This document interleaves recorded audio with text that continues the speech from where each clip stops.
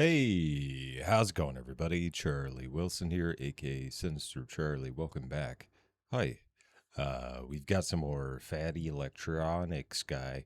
I forgot you can't scroll down when you're doing this. So Chosen. I don't know what this is about. I guess it's about a Marine. Sounds surrounded by communists. I suppose.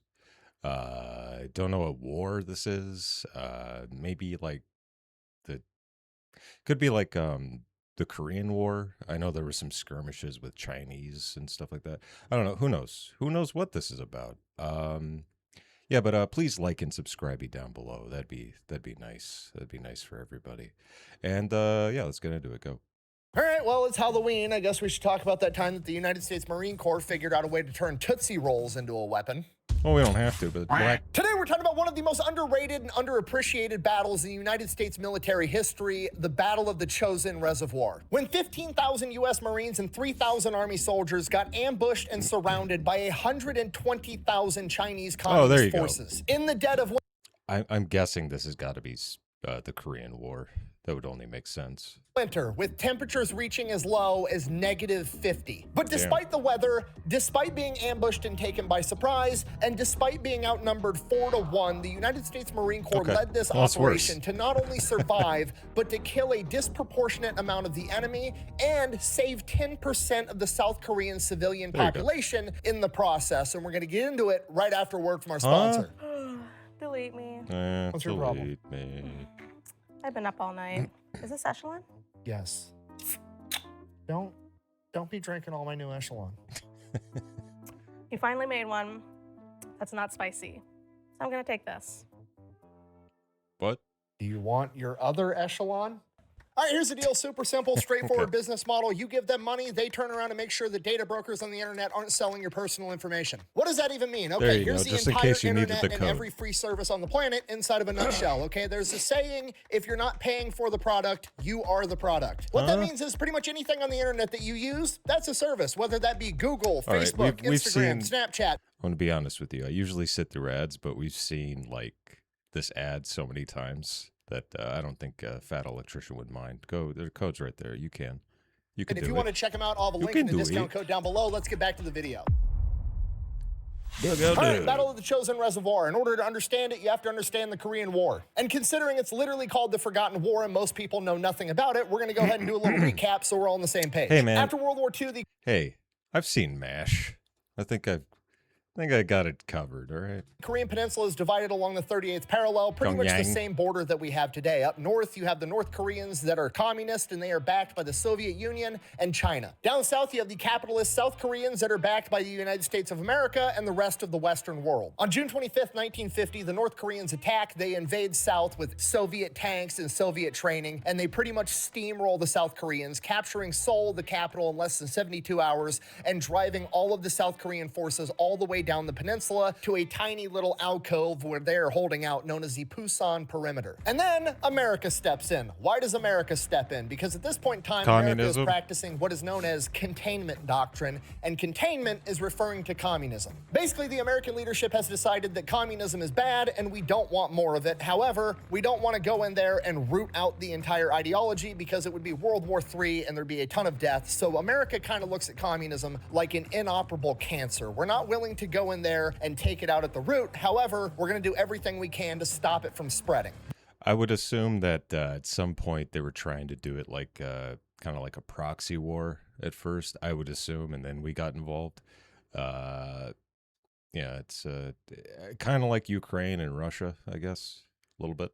The idea being, if we can stop it from spreading, we can prevent World War III, because if we allow the communists to take South Korea or any other nation, then it's going to spread from South Korea to Japan to Australia, and it's going to go all over the world. And next thing you know, we've got World War III, capitalism versus communism, and it'd be a fucking catastrophe. Whether that's right or wrong, that was the idea and the strategy at the time. Now, the obvious thing to do would be to land all the American forces inside the Pusan Perimeter and then fight your way back up the peninsula, but that's not what General MacArthur and the rest of the American leadership decides to do. they decide to take a riskier strategy of launching an amphibious landing on the other side of the country in Incheon. Why is this risky? Because Incheon is not a very viable location to launch a massive amphibious landing because it's a horrible beach. There's literally a seawall there. The only time an amphibious landing would be possible would be for 1 or 2 hours during high tide. And when you're talking about moving tens of thousands of men out of hundreds of boats in a 1 to 2 hour gap at a very particular time, that's going to require both logistical perfection and a significant amount of luck. But that's exactly what happens. On September 15th, 1950, America launches Operation Chromite, lands 75,000 Marines in Incheon. They immediately take over Incheon, catching the North Koreans off guard, and head straight into Seoul and take it over as well. From here, they pretty much cut the enemy lines in half, cutting off supplies to all of the men south of them, and all the UN forces break out of Pusan, pushing back up the peninsula. By early October, literally in 2 fucking weeks, America has retaken all of South Korea and pushed. Even back then, it seemed like it was easier to take over shit. And we did it in Iraq too. I think Iraq only took like 2 weeks to not like secure it, but just take over a lot of it. It's what I remember anyway. It's just America has really good logistics. It's kind of, it's like right now with the Ukraine-Russia war, it's like, it's right there. Like Ukraine's right next to Russia, but they just don't have the logistics. Russia doesn't have as many, not as much equipment or men as we do. So it's a little difficult, I guess. The North Koreans all the way back into their own country. We do it pretty easy. At this point, General MacArthur, who's already pretty renowned for being arrogant, sees the outrageous success that he's had in this risky operation. He's taken over all of South Korea in like 2 weeks. Everything's going great. He gets the idea in his head of like, hey, what if we break containment doctrine and we push into North Korea and just eliminate the North Koreans completely, and then we can unify Korea? No, don't like that. So he takes this idea to the president and the Joint Chiefs of Staff. The Joint Chiefs of Staff actually kind of like the idea, but President Truman is hesitant because he doesn't want to start World War III. So he issues the order, What a vagina. U.S. forces are allowed to proceed into North Korea with caution. However, disclaimer, only South Korean forces can advance all the way to the border between North Korea and China. And this is a brilliant strategy on President Truman's part. Because you have to understand, China is a communist nation that's not only backing North Korea, but they're ran by Chairman Mao, and he just got done fighting a civil war in his own country, fighting against a side that the United States was backing, and he knows that America fucking hates communism. So Chairman Mao is understandably paranoid that America is going to invade. He also is battle-hardened. He has a ton of men that are also battle-hardened. So Truman, by doing this, is saying like, hey, we'll advance into North Korea, but we're only going to send the South Koreans all the way up to the Chinese border. And this is going to send the clear message to China, hey, America's not coming to invade China. We're just going to, stop here 100 miles back, and then we're going to let the South Koreans handle the Korean business. Korea will get unified, and you can stay over there with your communism and not food. But General MacArthur, in his infinite fucking wisdom and arrogance, decides that he's going to defy the orders of the president, aka the commander-in-chief, but not only just the commander-in-chief, the same commander-in-chief that ended World War II. Clearly, that guy doesn't know what the fuck he's talking about. So he violates orders and orders all of the American forces to advance north all the way to the Yalu River, which is the terrain feature that defines the border between China and North Korea. That seems like a bad sign. Now, from Chairman Mao's perspective, this is an enormous fucking issue, understandably so. I mean, imagine if the roles were reversed and China were marching north through Mexico and he ordered his Chinese communist forces to go all the way up to the Rio Grande. Do you think America and Texas would sit there and twiddle their thumbs and hope that the Chinese were going to stop at the Rio Grande, knowing that China had taken a vow to basically eradicate capitalism? Absolutely fucking not. So why would you expect your enemy to not do the exact same thing that you would do in that situation? Sorry, if you're getting the vibe that I don't like General MacArthur, it's because I don't. General MacArthur's a hero. He said he would return to the Philippines in World War II, and that's exactly what he did. Oh, did he? Did he fly in like Superman, shooting laser beams out of his eyes and tank the entire island by himself? Or was it the 1 million Marines and Army guys that went in there and gave their lives to liberate the Philippines? And why did he have to take a vow to return to the Philippines anyways? Was it because after Pearl Harbor had been attacked and he was a big lumpia guy. He loved lumpia. Ugh. Those are Filipino egg rolls pretty much, but they're really good. he received early warning that the Japanese were coming, he decided to not get all of his planes up in the air, so when the Japanese showed up, they got to bomb all the planes still on the fucking ground, getting a bunch of men killed. And then he tried to delay the battle strategy of having all of his men fall back to Bataan, and instead he tried to defend the entire island at first, getting even more men killed because losing the Philippines would make him look bad. And then when pretty much all hope was lost, he decided to hop in a PT boat in the middle of night and evacuate himself and abandon his men. Oh, Is that what why a he had to dick. return? Buh! That's not fair because he was ordered by the president to evacuate the Philippines. Buh! Oh, just like he was given the order by the president to not have U.S. troops approach the Chinese border, but ordered his troops to go right there anyways. It's almost like he's willing to follow orders whenever it saves his own ass, and he's willing to defy them and put all of his men in harm's way the second he thinks it's gonna pad his own fucking glory. I'm sorry. Man, he really does not like MacArthur. I get it, though. Seems like kind of a dick move. Sorry, I'm getting very sidetracked. I apologize. Almost lost my cool there. MacArthur issues the order to go all the way to the Yalu River, aka the Chinese border. Marines go into North Korea, start kicking ass, start beating their way all the way up the peninsula. They're advancing so fast that the front lines are moving faster than the supply lines can keep up. They're literally outrunning the supply lines. While that's going on, Chairman Mao in China sees that America is invading North Korea, so they do an I thought he was waving at me. understandable thing and start amassing hundreds of thousands of troops on the Chinese border in case America decides to attack. American intelligence knows about this. They give the reports to General MacArthur. General MacArthur ignores them. What a stupid son of a bitch. The Marines keep advancing north, outrunning supply lines. At this point, Chairman Mao starts sending his Chinese forces into North Korea under the cover of night on foot. By November 1st, 1950, Chinese troops are That's my birthday. confirmed in combat with the United States Marine Sorry. Corps. Hits Truman's desk, hits MacArthur's desk. MacArthur says, that's not possible. Keep advancing towards the Chinese border. November 2nd, 1950, Marines advance into the Sudong Gorge on their way to the Chosin Reservoir when they are ambushed by a sizable Chinese element. Unfortunately for them, the Marines that they ambushed was the 1st Marine Division being led by none other than Chesty motherfucking Puller, the greatest Marine of all time. The 1st Marine Division suffers 30 casualties and the Chinese suffer upwards of 300. So that's good. The battle went about as well as it could have for war, but also pretty big fucking red flag that there's actual Chinese elements now in North Korea engaging the Marines, which MacArthur, you'll never guess, decides to ignore. I don't see much of nothing.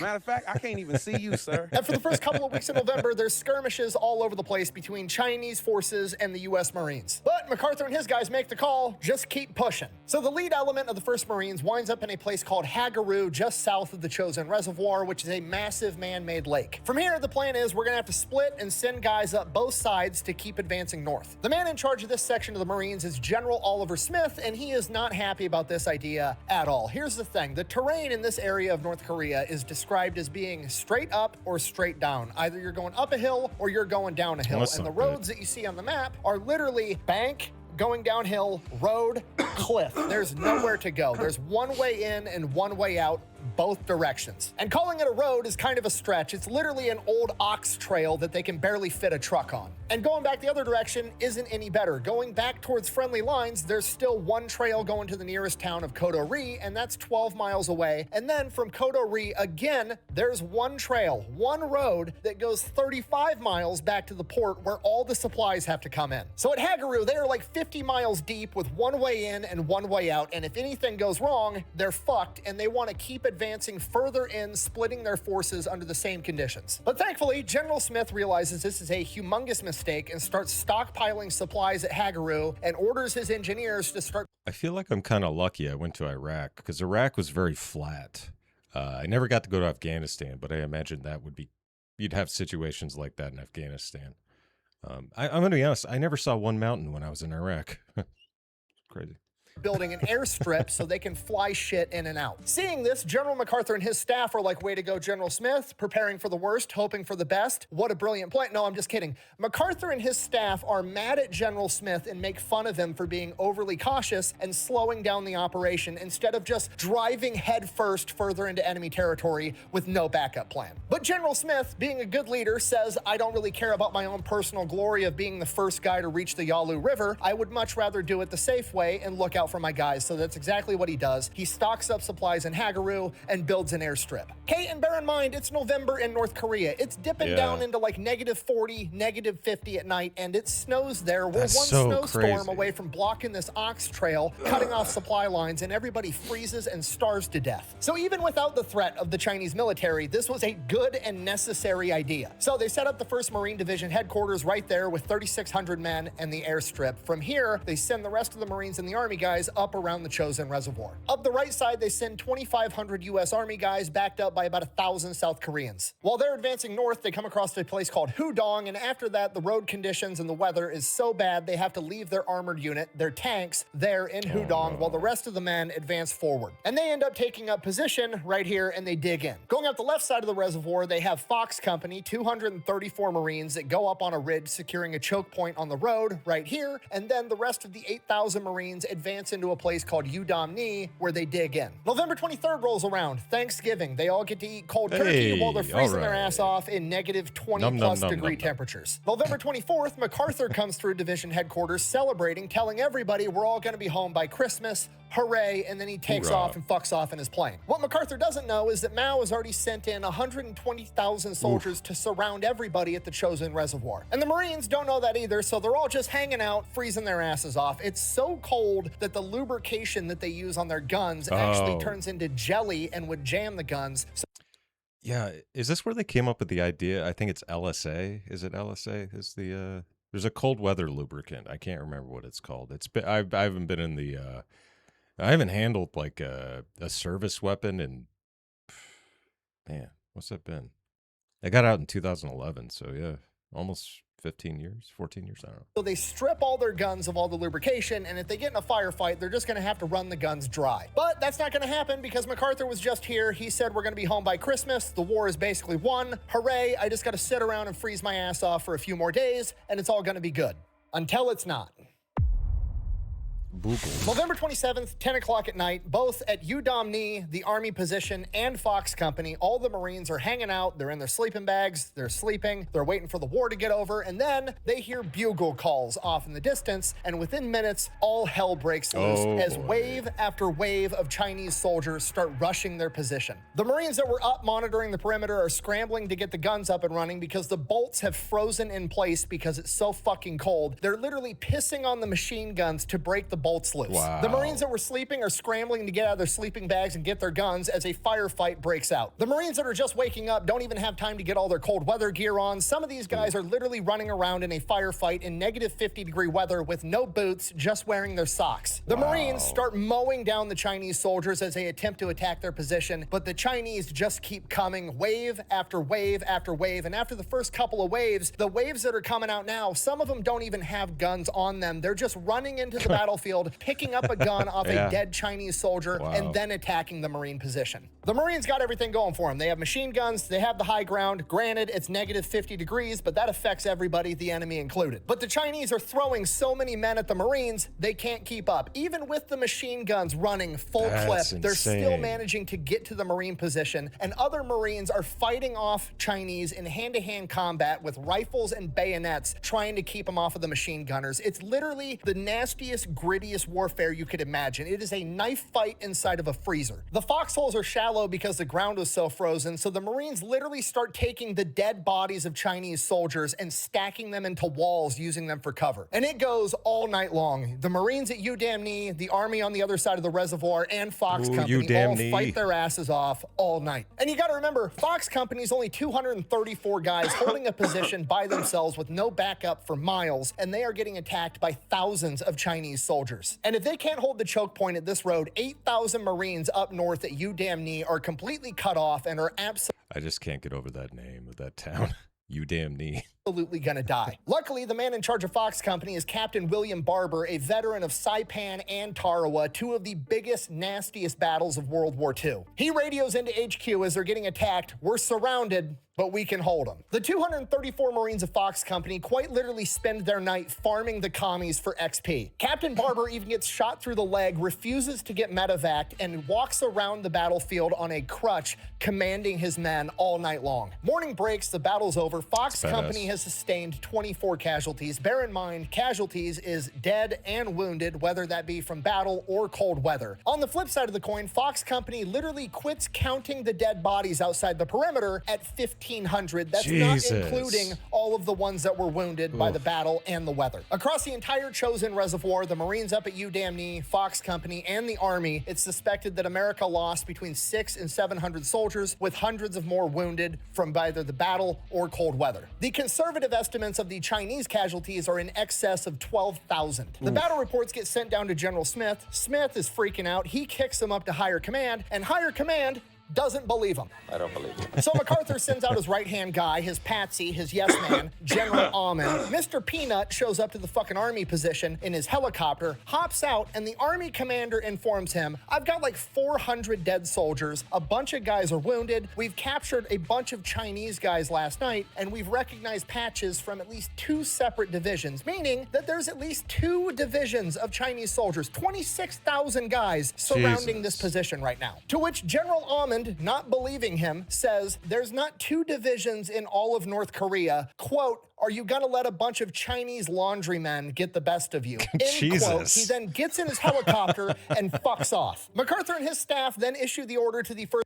Times were different back then, huh? In today's warfare, you got to be a little more politically correct. Which is weird because we're going to kill them, so it doesn't... Marine Division to continue their advance towards the Yalu We're going to be very nice while we kill you today. River. Why are you the way that you are?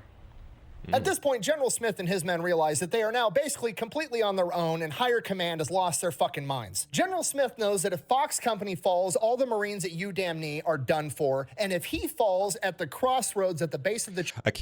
Sorry for keep pausing it, but this is why I really hate officers.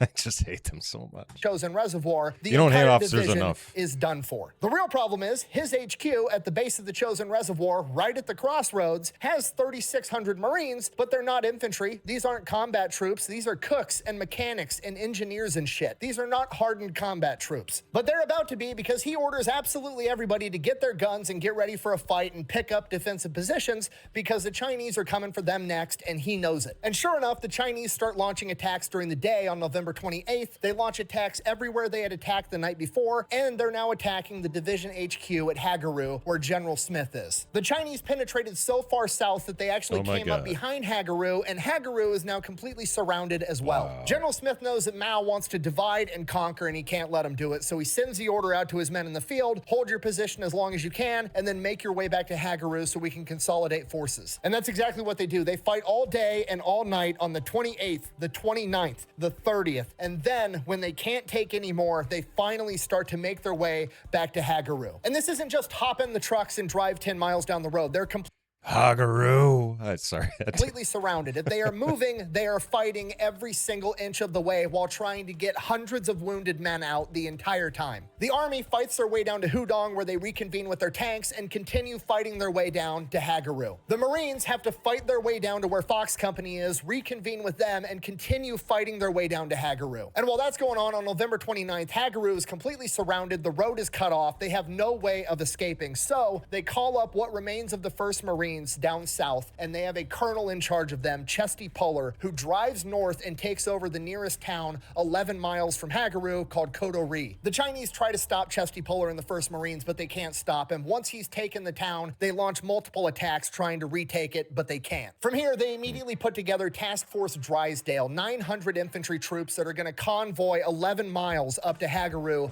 to reinforce them. Task Force Drysdale has to fight through the entire way. 1/3 of the men in that convoy end up getting killed or wounded. Another third are forced to turn back because there's so many damaged trucks blocking the road, and only 1/3 makes it into Hagaru. But now Hagaru has 300 infantry soldiers helping all the cooks and mechanics. As the Marines from UDamnE and the Army unit continue to fight their way south, the only thing keeping Hagaru in this fight is the airfield, bringing in C-47s full of supplies and carrying out thousands of wounded. You know, that same airfield that General Smith got a bunch of shit for building because it was unnecessary and he was being overly cautious. Yeah, well, now it's the only lifeline they have.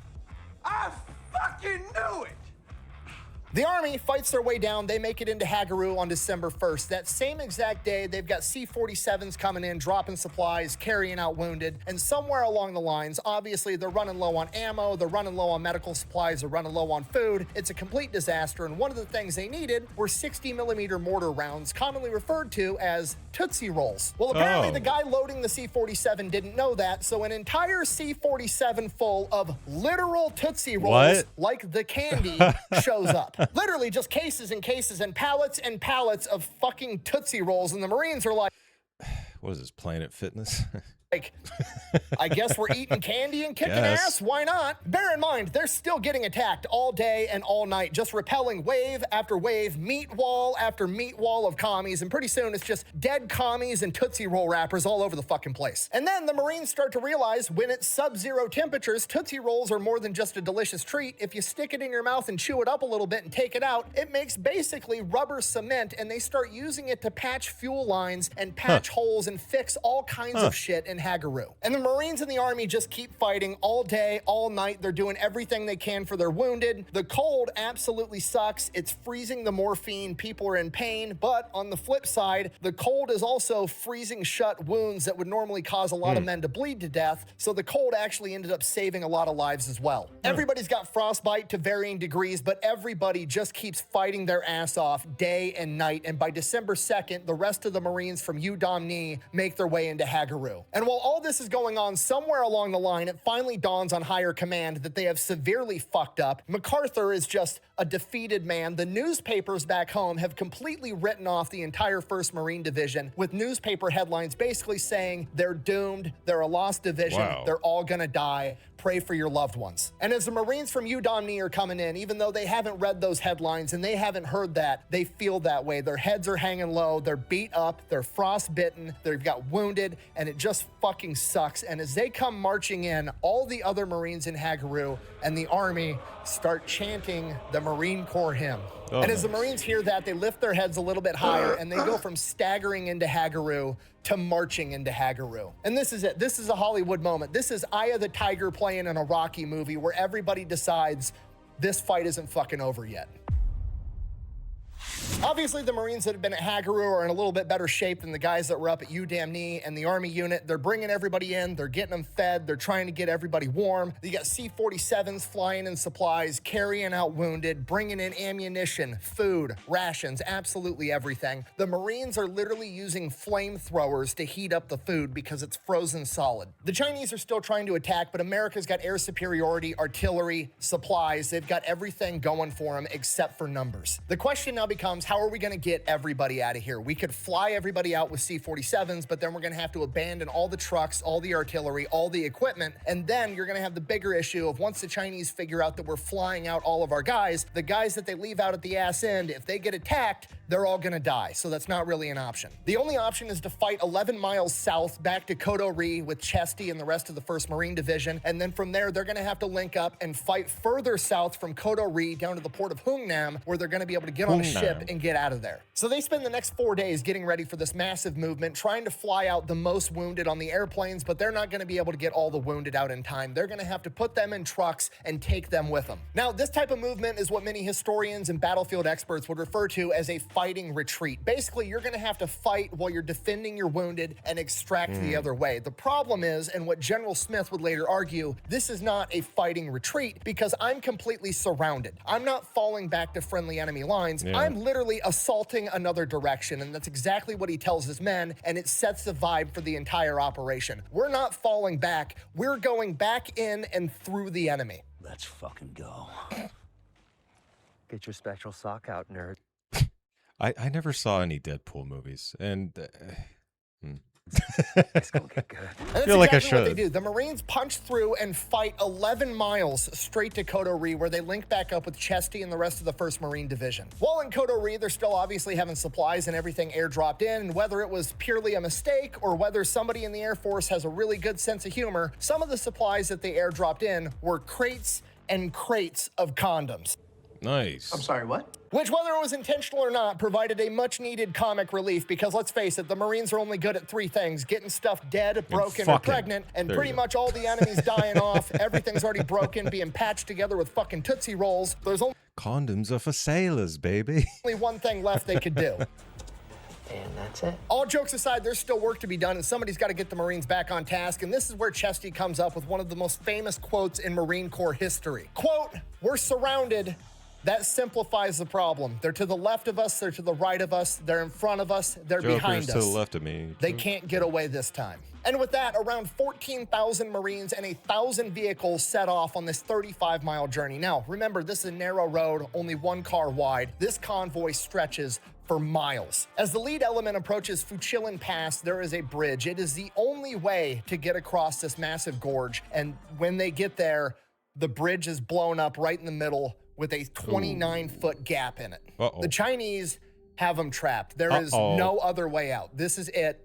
This is game over for anybody except for America. Because America has the greatest logistical capability that the world has ever seen. So when the Marines get on the radio and say, "We need a bridge," the Air Force simply replies, "Copy." The Marines then leave the trucks on the road, fight up the ridge, take the high I was going to say, did the CBs show up at some point? Because the CBs always tend to show up in these stories. ground and start engaging the enemy for hours, giving the Air Force time. While that's going on, the Air Force acquires 8 portable bridge sections weighing 3,000 pounds apiece that have never been dropped out of a plane before, do practice runs figuring out how to drop these things out of a plane without breaking them and without getting people killed, figures it out, and airdrops the bridge pieces back at Coterie, where the Marines load them onto trucks and bulldozers and get them in the convoy headed to the bridge. And this gets done in the span of less than 24 hours. Once the bridge pieces make it there, with the Marines still engaging the enemy and the workers under fire, they then install the bridge sections and have it go from "there's no bridge here, we're fucked" to "hey guys, we've got a bridge" in less than 36 hours. Oh, and I forgot to mention, this was during the worst weather of the entire affair, with temperatures dipping down to negative 55 degrees during a blizzard where visibility was less than 50 feet in front of your face. And that's This is why I live in Arizona, man. I can't do cold weather, man.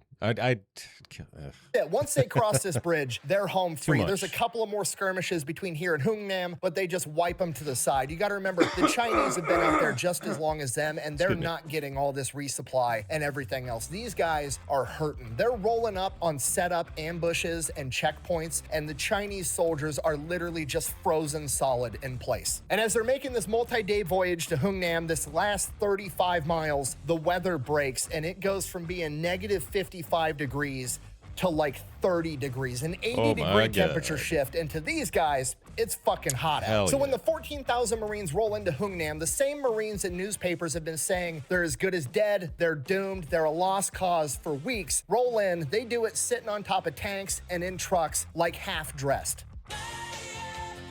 Play with the boys. So they link up with the UN forces in Hungnam. There's now 100,000 men there, but there's still By the way, nothing like that ever happened in the Navy. Just letting you guys know. hundreds of thousands of Chinese that are coming down as reinforcements to crush them. They got to get out of there as soon as possible. They've got 100 ships to load everybody up on, but then things get complicated because 100,000 Korean civilians start showing up from all the towns and villages nearby because the Chinese were looting them and killing them, or they just don't want to live under the threat of communism their entire lives. And they just start walking to Hungnam and beg them to help. We've only got 100 ships to get 100,000 of our own guys out of there. I don't think many people would judge them if they said, "I'm sorry, we can't help you. We're trying to do everything we can, but we got to save ourselves first." But that's not what they did. U.S. forces have lost a ton of men. They've got thousands of wounded. They've got over 10,000 men suffering from frostbite, and they say, fuck it, we can still impromptu successfully pull off one of the largest humanitarian evacuations in the history of the world. Why not? They rigged the entire city to blow up, including the port, and then loaded absolutely everybody, the UN troops and 100,000 civilians on board of these ships, and it is just ass-packed like sardines. To give you an idea of how packed it was, the USS Meredith, a merchant marine vessel that only had 68 crew members, managed to cram over 14,000 Korean civilians on board. And on an extremely dangerous 7-day voyage to safety, not a single one of them would die. In fact, 5 people were born giving it the nickname the Ship of Miracles. That's awesome. So they got absolutely everybody evacuated onto ships, got underway on this extremely dangerous 7-day voyage, and then blew up the entire city. Over 1 million people in South Korea today are descendants of those civilians that the UN troops saved. At the Battle of the Chosin Reservoir, 1,079 American troops died in combat. Another 4,582 were wounded, with thousands more suffering from frostbite. Conservative estimates from the UN believe that the Chinese military suffered somewhere around 43,000 casualties, with other credible estimates ranging as high as in excess of 60,000. The Chosin Reservoir would go on to become one of the most decorated battles in American history, with the men earning 17 Medals of Honor, including Captain Barber of Fox Company, 73 Navy crosses, one of which went to Chesty Puller, and 23 Distinguished Service Crosses. Many of the Marines that survived the Chosin Reservoir would later in life go on to express great pride in the fact that they not only managed to save themselves, but they managed to save South Korea as well. And allegedly, many of them requested to be buried with Tootsie Rolls. Thank you for watching. Best way to support the channel is go buy some merch over at thefatelectrician.com. Quack bang out. Beep bop boop bop. It got really cold. A lot of people kind of died. Whatever. Yeah, it's kind of cool. Those guys, they were so tough, and what they had been through. You know, you see things like that, and you go, what are the limits of a man's endurance and his courage and his spirit? We felt that we were going to kick some butt, and we were kicking butt up there. Until you got to Hellfire Valley, I should put that in there. I would say when I got to Hellfire Valley on the way out, walking out, you could almost cry seeing those Marines laying there. Until you see... Do I want to continue watching this? Because you're going to make me cry. You're going to make me cry, aren't you? You're a guy laying there. You don't think much of it. As we got near the lines, we were aware that we were getting into Hagaroo. Somebody said, count, cadence, count. And people started getting in step. You could hear the shoe packs. First clumpity, clump, clump, clumpity, and then they were clump, clump, clump. People were getting in step. We were marching. We marched into Hagaroo. The sound of feet crunching in the frozen ice. Someone watching us said, look at those bastards, those magnificent bastards. You're not the same person. I would imagine. You're a different person. Yeah. You're just something you never thought you'd be. I'm happy that I was able to participate in something that was as important as the Korean War. We had an obligation to fulfill, and we did it. Freedom has a price. It's not free. This guy has a really good voice. I know people say I have a good voice, but I do like that guy's voice. Kind of reminds me of a younger Marlon Brando. You have to fight for this freedom. And when I look and see what the South Korean people are enjoying today, I guess I'm glad I was part of that. Time proves that we were absolutely right in doing what we did to help save them. You're proud that you did it. You don't realize how proud you are until you get older. I don't know why, but I can relate and say I was a chosen survivor. You know, it's... Not everybody can say that. I think I'm going to end it there. No offense. It's just, that's going to make me cry. Anyway, there you go. There's Chosen. That's a really good story. I had no idea. I know there was like some kind of skirmishes between the Americans and the Chinese and the Korean War. I just didn't know that was. Yeah, I just can't. I can't. Sir, I salute you. Yeah. Anyway, yeah, thank you very much for watching. I really appreciate it. Please like and subscribe down below. Yeah, if you want to watch the rest of the whatever it is, like 30 seconds of that, you can. I just can't do it. Anyway, thanks for watching. Really appreciate it. And bye.